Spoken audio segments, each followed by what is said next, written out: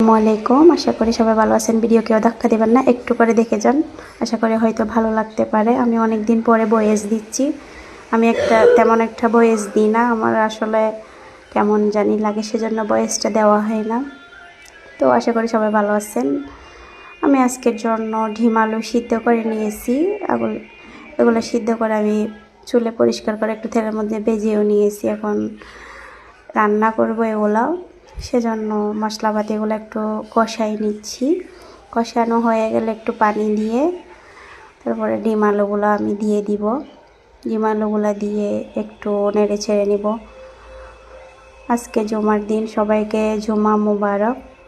তো এগুলো একটু নাড়াচাড়া হয়ে গেলে আর একটু কষাই নিলাম। কষাই একটু পানি দিয়ে চুলাতে রাখবো কতক্ষণ। দেখতেছি এগুলো এদিকে হয়ে গেছে। হয়ে গেলে বাটিতে নিয়ে একটু পরিবেশন করে দেখবো। যে দেখেন, মাশাআল্লাহ অনেক সুন্দর হয়েছে কালারটা।